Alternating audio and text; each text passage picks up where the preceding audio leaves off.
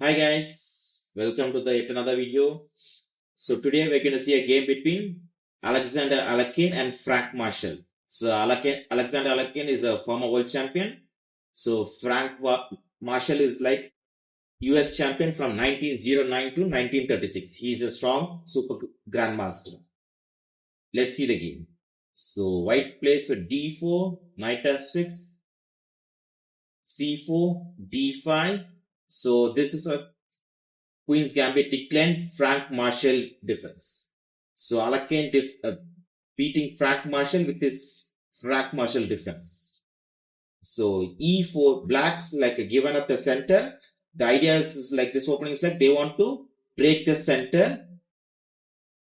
So white plays bishop d3.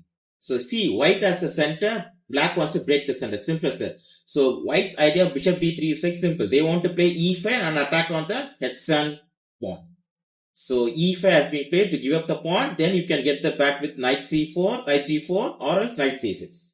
So captures knight g4, knight f3, knight c6, attacking the e5 pawn. Anyway, the pawn will fall. So knight c3, so bishop g8 first, bishop e7, queen e7, knight c3, knight e5, knight into e5, queen into e5. Till now, all good. Everything is good, like a equal portion advantage for white, slight advantage for white here. So white here made a decision of this one. Knight is like attacking on h2, queen is attacking on h2. So they can't do a castle. So what they did is like they played h3 to kick this knight. Then knight goes back. Then no attack is there to attack this king side. No piece to attack the king side. So white bishop is targeting the h7 pawn. So white decided to castle on the queen side. So they don't want to castle on the king side because they want to push f4 and e5 expand on the center because white has a center pawn. He has a good control over the center. So queen d3.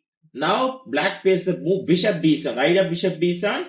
White is like saying I'm going to play f4 and e5 attack on the h7. So black is going to say I'm going to castle on queen side. So no attack is there.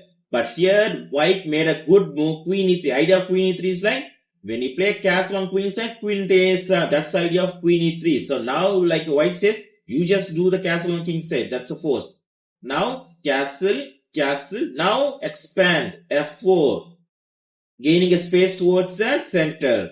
Now, rook f8. Idea, you can't capture the knight because the queen will be hanging. So, white plays rook at g1 to make a defender for the queen. Rook a d8. Now here comes the f4 expanding more because you have a center pawn, you can expand more. That's the advantage of controlling a center in the early opening. So queen e7, now queen g5, getting from this pen. Now white is saying I'm going to capture this one. Knight d5, f6 expanding, queen f8, bishop c4. Now the idea is like I'm going to attack on d5 plus I'm attacking the f7. So if this pawn is not there, you can get the rook to f1 and attack on f7. Simple as that. Now two moves are there, knight b6 or knight c3. Knight c3 actually played in the game. Knight b6 means now comes the move rook into d8. Rook into d8. Now pawn captures g7. Now you can capture with the queen because queen d8 is there. Now queen e8. It's a only move because you can't get this queen from this diagonal because d8 is hanging. So now comes the move bishop f7. You can't still capture the queen f7. Queen d8 is there. Now king f7. Now comes move g8 bishops. Now if you play king here, nothing problem. I can get the bishop h7 or rook f1. It will be a game over, right? Game over. So you need to capture with the queen. Now come e6. Now if you go king e8, queen to g8, the queen will be hanging. Now king f8, e7. King f7, d captures rook with a knight check, then will be a game over because of king f8, queen to e7, checkmate. That's it. So this iteration is winning for white. So here, that's why you can't play knight b6. So they said at least try to capture the knight with the extra thing. So knight c3 has been played. Now rook d8, now fg7, now knight into a2 check. They just go for desperation.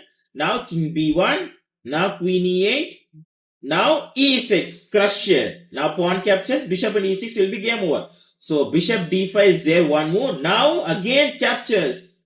Now if he captures bishop captures. Still you can't capture the queen. Now queen d8 is there. So king captures. Now G8 queens. Now queen captures G8. Now rook E7. Now king F8 and queen F6 and queen F7, queen F7, still game over. So bishop D5 is not also like defending the piece. So if you capture, pawn captures, king captures means simple. Same again, you can play bishop D5. Bishop D5, rook D5, G8 queens. Queen captures G8. Now you can play rook E7, king F8, queen F6, queen F7, queen F7 will be game over. So you can't block with the bishop D5. So they just played bishop E4. Now they played king A1. Simple. No checkers there. F5. Now comes the move E7 with the discover attack. Rook D5. Now comes the good move Queen F6. Now threatens Queen F8 will be game over. Queen F7. Now you have various moves. E8 queens.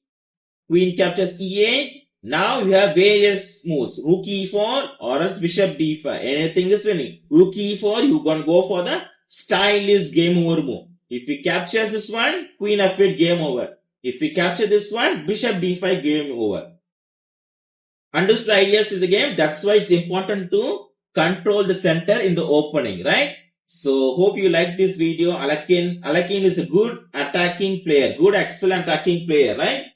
So hope you guys like this video. We'll meet on the next video. Until then, bye.